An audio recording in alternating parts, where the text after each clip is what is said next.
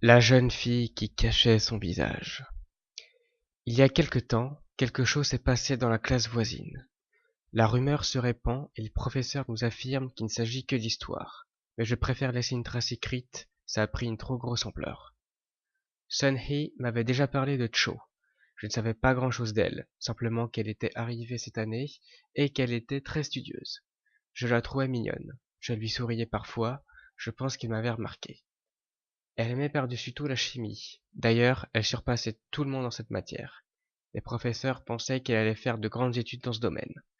Simplement, il y a un mois, un élève un peu moins doué de ses mains a mélangé deux produits nocifs, et il y a eu une explosion dans le laboratoire.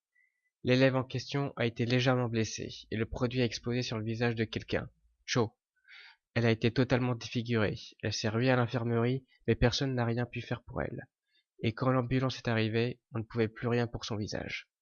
Après cet incident, Cho n'est plus jamais venue en chimie, et quand elle était à l'école, elle rasait les murs, de sorte que personne ne voit son visage.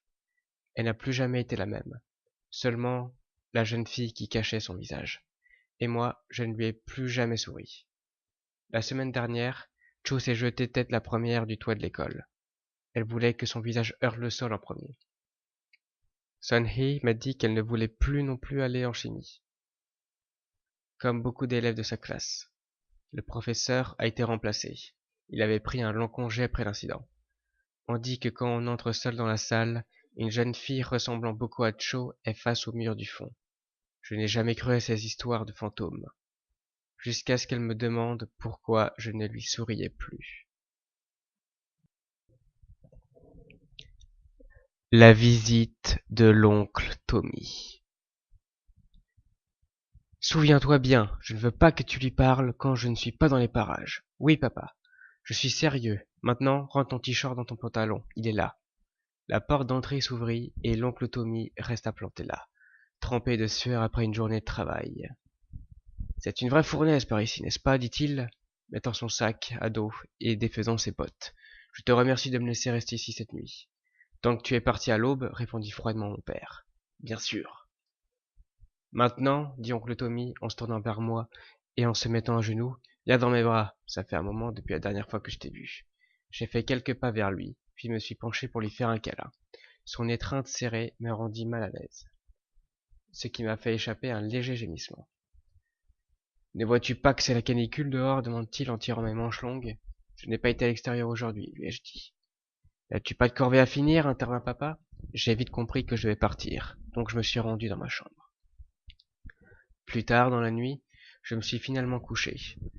Je me suis retourné 1001 fois, incapable de me sentir à l'aise, quand j'ai entendu des bruits de pas dans le couloir à l'extérieur de ma chambre. Après plusieurs longues secondes de silence, la porte s'ouvrit doucement. La silhouette sombre d'un homme entra dans la pièce, et la porte se referma. Pendant plusieurs secondes, il n'y eut plus qu'un silence sans fin, sans le bruit de cette respiration haletante. J'aurais peut-être pensé que j'avais rêvé de tout ça. Je pouvais le sentir se rapprocher. La chaleur d'une autre personne dans cette chambre était inhabituelle à cette heure-là. Je n'étais pas préparé à cela et j'ai prié pour qu'il parte. Il s'est penché et m'a touché.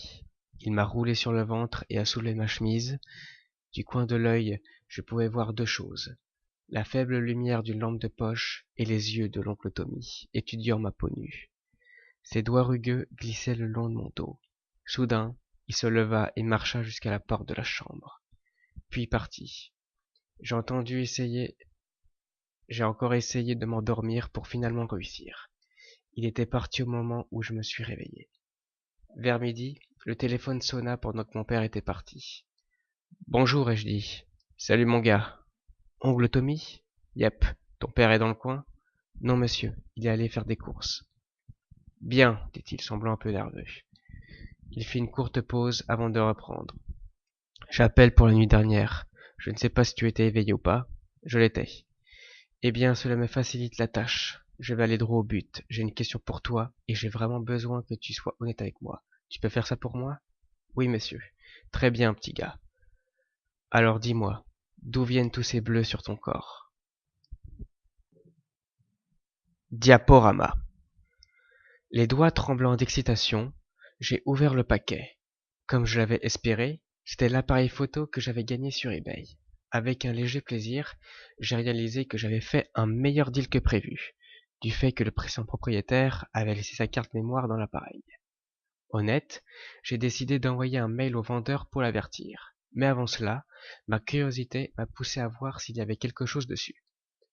J'ai réglé l'appareil sur diaporama, et la première photo affichait une étiquette d'expédition. Ma confusion a vite tourné à l'horreur quand j'ai vu que la photo suivante était celle d'une personne brutalement assassinée. Le reste de la carte était une alternance de photos d'étiquettes d'expédition affichant une adresse, suivie d'une scène de meurtre. La dernière image était l'étiquette d'expédition de la boîte que je venais d'ouvrir.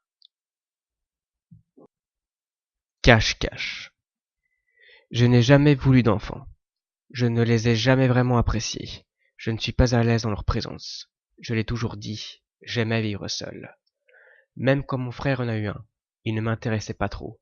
Bien sûr, j'allais à ses anniversaires et je lui offrais des cadeaux. Il est peut-être vrai que j'ai pu ressentir un certain degré d'affection, mais honnêtement, ça n'allait pas au-delà de ça. Je n'aimais pas vraiment cet enfant, et le voir régulièrement n'altérait pas ma décision de ne jamais en avoir. J'ai fait des choix de carrière et d'investissement très intelligents dans ma vingtaine, de sorte que j'étais déjà à la retraite à mes 35 ans. Je faisais quelques missions en tant que consultant dans mon ancienne entreprise de temps en temps, mais la plupart du temps, j'étais libre. Peut-être que c'est pour cette raison que la vie, le destin ou l'homme barbu dans le ciel a cru que j'étais prêt pour cela. Quand mon frère et sa femme sont morts dans un accident, je suis resté avec la garde de mon neveu. Sa mère était une orpheline, et il n'y avait aucun membre vivant de la famille du côté de son père, excepté moi. Et vu que j'étais un citoyen modèle, avec une bonne éducation et une excellente situation financière, j'étais le choix évident du système juridique. Bien que je n'aime pas l'idée d'avoir des enfants, je ne voulais vraiment pas envoyer mon neveu dans un foyer d'accueil. Donc, il y a 3 mois, je l'ai adopté. Étonnamment, ce n'était pas si mal. Il y avait beaucoup de problèmes au début, évidemment, mais je m'y suis habitué. Nous passions la majeure partie du temps à jouer ensemble. Son jeu préféré est le cache-cache. La plupart du temps, je me cache et c'est lui qui vient me chercher. Je le laisse compter et je cherche une place pour m'y cacher. Il peut compter jusqu'à 10 en utilisant ses doigts. On s'amuse beaucoup. Bien sûr, ce n'est pas toujours un long fleuve tranquille. Parfois, il fait des choses qui me dérangent vraiment.